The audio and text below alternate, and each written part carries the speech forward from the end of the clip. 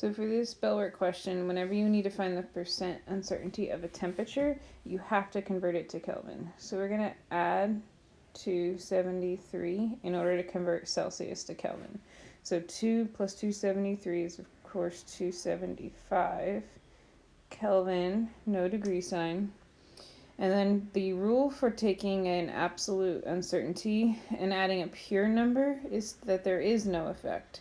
So this now is just plus or minus 0.5. So you're going to get some really small percent uncertainties for temperature. So what we're going to do is the absolute uncertainty of the 0.5 divided by the Kelvin temperature of 275. We're going to multiply that by 100. And we should get about 0.18%. Going forward and using this in like an ideal gas law question or something like that, you would round down to 1 sig fig. But I would recommend that you round later towards the end and leave it as a percentage, especially with a small percentage like this, to make sure that even your small percentages are accounted for.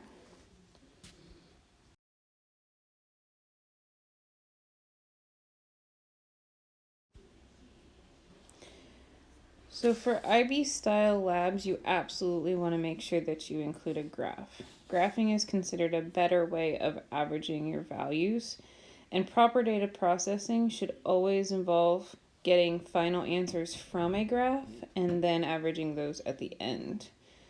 So what are we going to need to think about when we analyze graphs, when we make graphs, when we present graphs? So here are a couple basic things that we want to talk about. So first of all, we want to make sure the independent variable always goes on the x-axis and the dependent variable always on the y-axis. So there was an acronym that we went over for that dry mix, DRYMIX. So the dependent variable is the one that responds, and that's always on the y-axis, whereas the manipulated variable, or your IDV, is always on the x-axis. So you want to make sure that you think about what you're testing and put that axis together. When you do label your axis, you want to include the quantity, the unit, and the uncertainty. So a common one would be temperature. Proper formatting, you would write out the word temperature. Do not abbreviate the word, but you always abbreviate the unit, degrees Celsius. So I find it very lazy when I see the word degree written out, because you're supposed to find the degree sign. So now that you're in IB, you're going to also need to include uncertainty on your axis. So you're going to do that in the same parentheses. So we're just going to write plus or minus, and a common one for temperature would be just the tenths place. Alright, so that should be mostly review aside from adding an uncertainty. Another new thing that you're going to come across is having to add something called error bars. So when you plot your points, you got your trend line, every point should have kind of a crosshair of how much uncertainty goes with each measurement. So this gets really tricky on Excel because the tools that we typically use are very precise. So I know this isn't exactly in the note takers, but you want to take notes to help yourself in the labs in the future too, and on the assignment following these notes.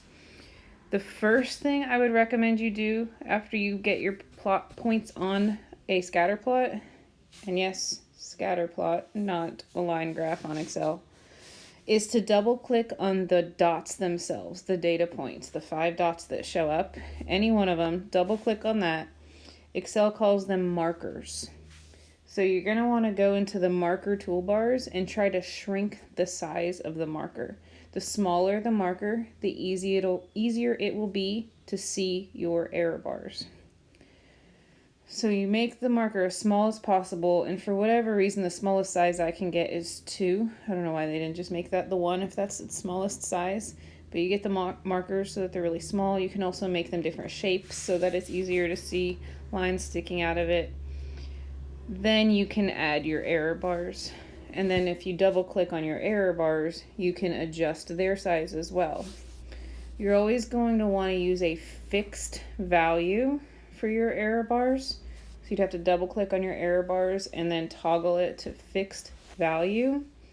And the value you would use is the uncertainty of your equipment. So for example, the error bars on the x-axis in this example, I would want to make sure that I used a fixed value of only 0.1, and it would give you plus or minus 0.1 from the data point. So what ends up happening, because the error bars and the point are really small, is your dots look more like crosshairs of a gun sight as opposed to just dots on the bars. You won't have these big giant error bars like I'm drawing. We'll look at some examples in class too. All right, the next thing we need to talk about is, should the trend line actually go through 0? And the answer is sometimes. You have to think about it. Does a 0 independent variable create a 0 dependent variable? So let's talk about our last lab and our next lab and kind of think it through. Our last lab was using drops of water, and then most of you measured volume, some of you measured mass. So if I have 0 drops of water, is the mass 0 or the volume 0? And the answer is yes. If the answer is yes, you should set your y-intercept to 0. You do this by double-clicking on the trend line, and right near the boxes for inserting an equation and an R-squared value, there's a set y-intercept checkbox. So you would just check that box. It's not an always. A good example of one that's not a good fit for this is temperature versus reaction rate. A 0 degrees Celsius does not mean a 0 reaction rate. So in that case, it would not make sense to set the y-intercept to 0. You should leave it and have a y-intercept in your trend line equation. So that's something you have to actually ask yourself every time you make a graph.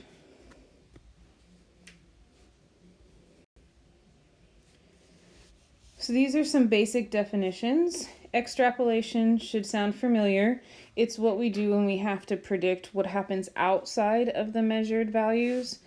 So if going along the x-axis, the largest value I measured was at B, going all the way up to D would be extrapolation, going past the value.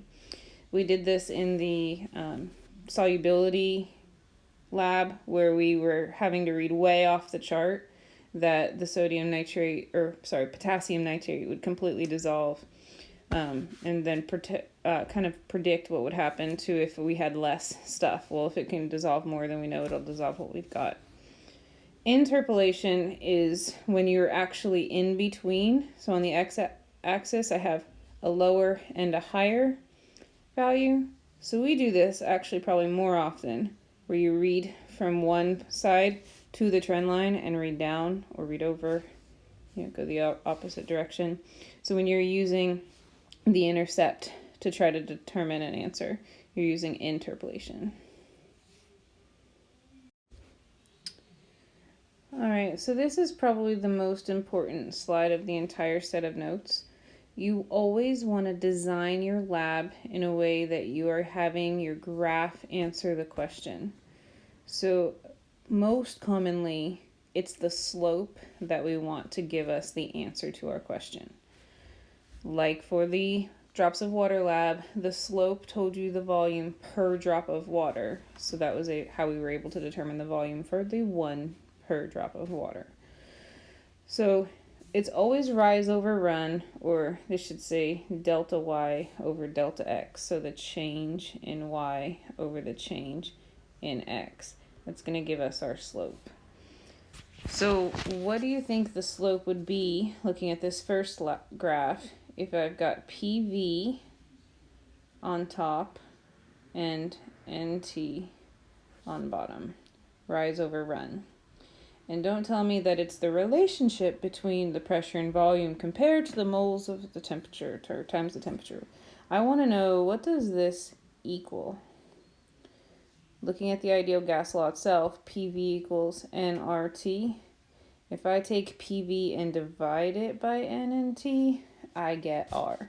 So this is how we could determine or verify the universal gas law constant, is to plot pressure times volume as a function of moles times temperature. Then the slope would be R.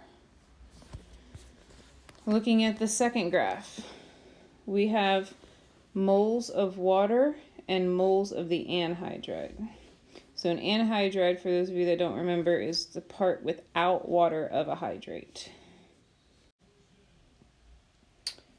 So the hydrate that we used in our honors chem lab was a copper 2 sulfate, and it was attached to 5 water molecules. Now the purpose of that lab was actually to figure out what's called the hydration number, or to figure out that there are 5 water molecules attached to copper sulfate. So this would be, instead of that single calculation, a better way to come up with the hydration number. If I compared the moles of H2O, since that's on top, rise over the run of the moles of the anhydride, so I'll use the same example of a copper sulfate. If I took the moles of water per copper sulfate, that's exactly what this is. 5 waters per copper sulfate. So then the slope would be my hydration number.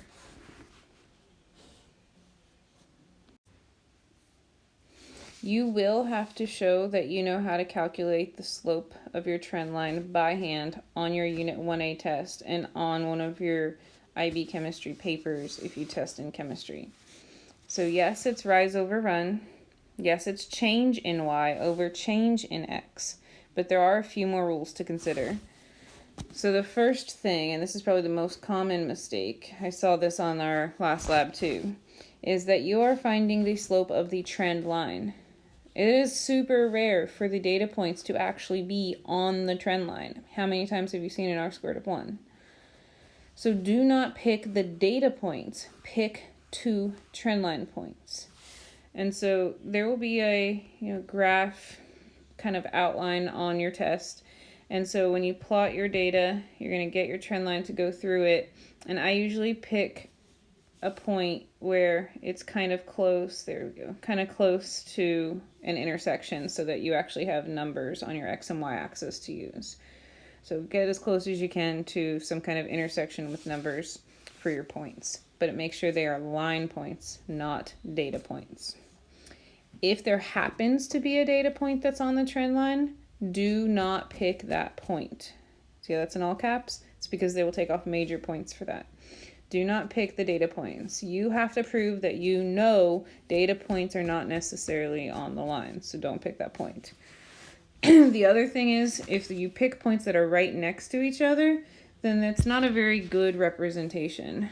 A better average or explanation of the correlation between the data would be a little bit further away. So try to go towards the top and bottom of the line, and pick 2 points that are kind of on an intersection and show your work from there. Something else you really want to make sure you do in terms of showing your work is to circle the points on the trend line. So you want to actually show, I'm picking this point and circle it. I'm picking this point, circle it, and then underneath it show your change in Y over change in X, whatever that may be, 5 minus 2 for example, 3 minus 6, and figure out what your slope is. Alright, so then another thing that I would recommend against, and they say make sure you at least show your math, but I'm telling you I've seen them take points off for this. So I would just avoid 0, 0 in general, especially if it's a graph that's not supposed to have the y-intercept set to 0, 0, and you use that point, that intersection, you're going to lose a lot of points. I really think it's just in your best interest to show 2 separate data points from up in the graph. Alright, so the next thing that we're going to talk about is the R-squared value. So the R-squared value is something that Excel will give you. You do not have to know how to calculate that by hand, and you will not need to include your R-squared value when you are graphing by hand, like we just talked about. But when you actually type up your IB style labs, you're going to use Excel and make a good graph, and you should always include your trendline equation and your R-squared value. An R-squared value's job is to tell us how strongly the data is correlated. It is not the same thing as a percent error, and you need to use very different terminology when you discuss it. The only relationship there is that we want a low percent error, and if we don't get the low percent error, then we know it's not a good lab. We want a high R squared value, and if we don't get a high R squared value, then we know it's not good lab, good data. So ideally the guideline is that you want less than a 10% error and greater than a 0.9 R squared value. Again, greater than a 0.9 R squared value would be a strong correlation. Say I get a 0.87, maybe I say it's relatively strong. Kind of try to qualify it a little bit.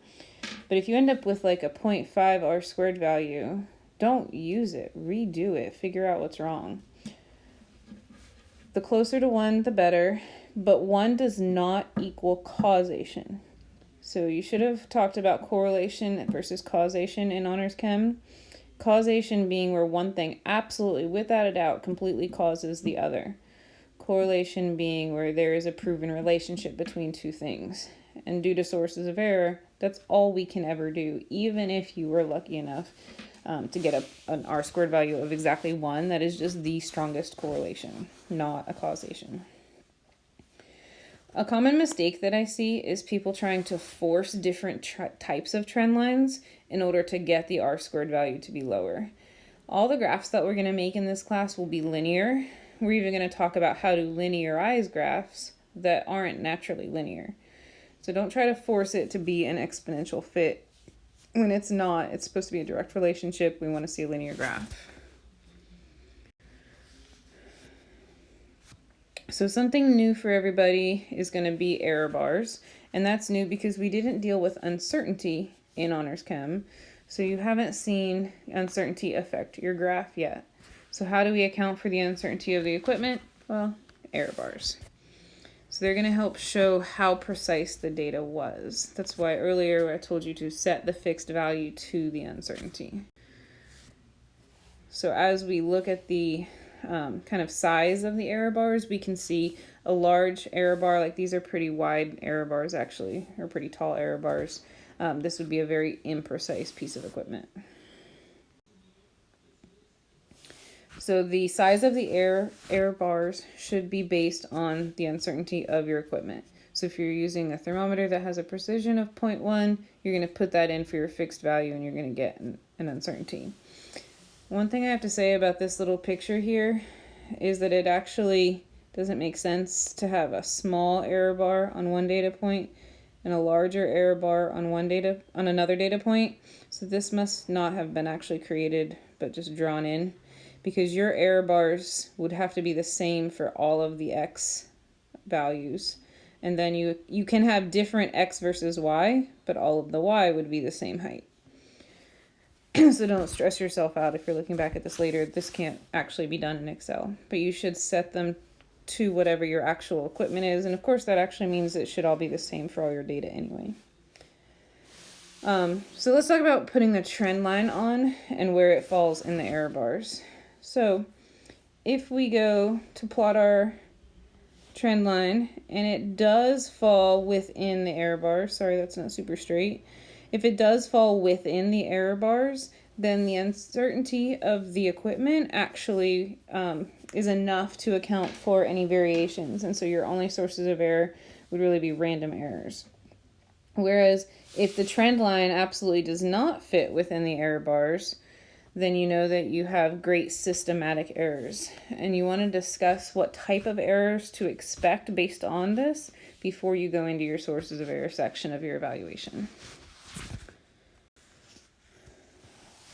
So one last concept, we need to talk about making a graph that's not linear become linear, because we want to show things that are directly proportional to each other.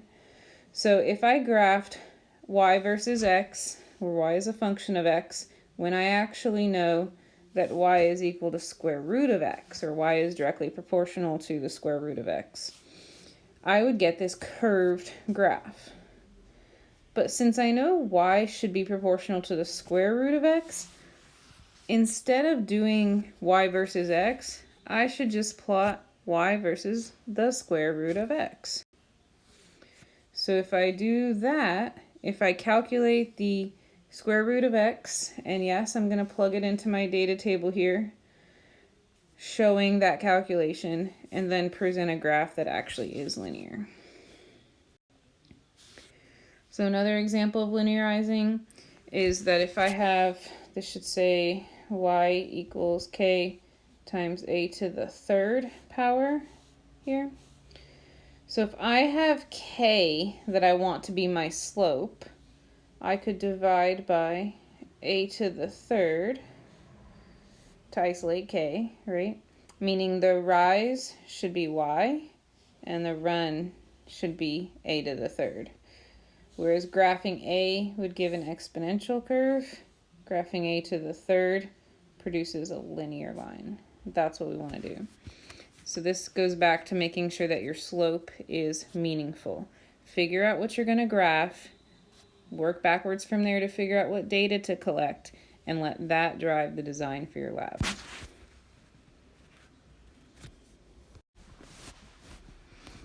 All right, so now that we've gone over some review of Excel and graphing ideas and kind of incorporated the new IB topics that go along with graphing, there is an assignment designed to go with this. On your agenda, it does say the Excel review is to be done in class, but since yesterday was a minimum day and today is a sub day, I decided to give you the typical 4 days for an Edmodo assignment and put it on Edmodo instead of having you do it in class. So if you go on to Edmodo, you'll see an assignment that was posted yesterday called the IB Graphing Worksheet Excel Review. And if you open it, there is a graphing review handout, which is just a read-only kind of tips that kind of recaps some of the things we went over and some things you should know from honors. And then the IB Graphing Worksheet is the actual assignment. So then you would click to open your IB Graphing Worksheet, and it actually makes a copy for you. So if you haven't used Edmodo or Google Classroom before, basically it opens right there in the web page, and then you type right on it, and if the computer dies right in front of you, it saves everything in real time. So you can close your computer, go home, everything you worked on is still right there when you log into Edmodo. Pull it up on your phone or your iPad, you can work on it there. But this particular assignment requires Excel, so you're going to need to be doing the majority of it on a laptop. So this is the worksheet itself that you're going to be completing.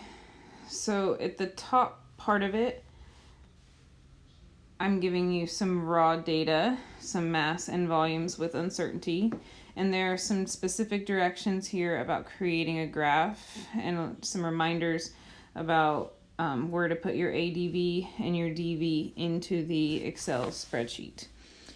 You cannot copy and paste this data into Excel. Excel will not recognize it as numbers. It will recognize it as text, and it will have no idea how to create a graph from there. So your graph will come out blank. You have to actually type the numbers into Excel for yourself. Then you insert your scatter plot. You start modifying your axis labels, your titles, trend lines, all that good stuff. A couple new things I'm directing you to do is change the marker size. So we want to make a specific shape, in this case a diamond, and then go all the way down to the smallest size 2.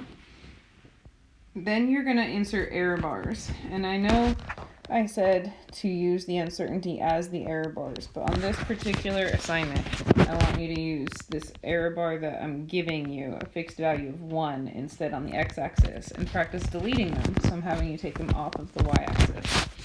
So I want to see all of those directions followed, and then copy and paste your graph from Excel into this worksheet on Edmodo.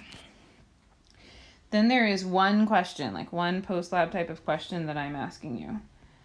Based on that graph that you've made, what could have been a purpose for the lab? What is it that the graph would allow you to be able to calculate? And I want a very specific answer, not, oh, some relationship.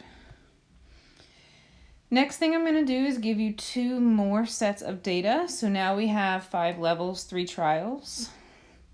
But actually, IB would hate you to present it as 3 separate tables.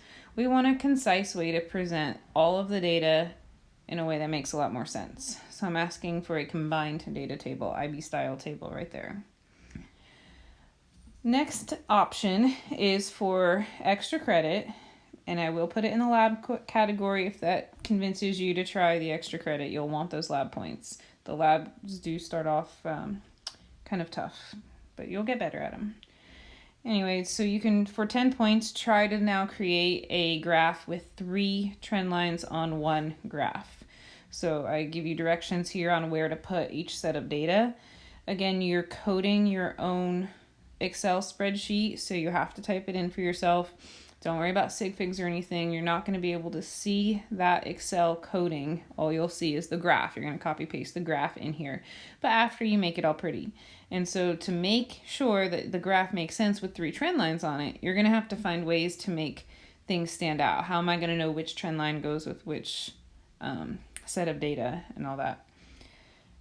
I'm going to go ahead and warn you that the 3 trials are actually a lot closer than I intended, so it's going to be kind of hard for you to see the trend lines. They do overlap a lot more than I intended, but I still should be able to see 3 separate sets of equations that go with 3 different ones. Color coding is a good idea. You can change to different shape markers or different sizes. You can change the lines so that sometimes it's heavy, or sometimes it's dash dot dash, dash dot dot dash, different things to kind of make it match up. And think about that when you do your labs too. If you're going to print in color, color coding is a good option. But if you're not going to print in color, then you're going to have to find another creative way to show me which trend line goes with which equation. All right, I hope this helps, guys. Work on this for the rest of the class period, but it is due on Monday at midnight for everybody. Thank you.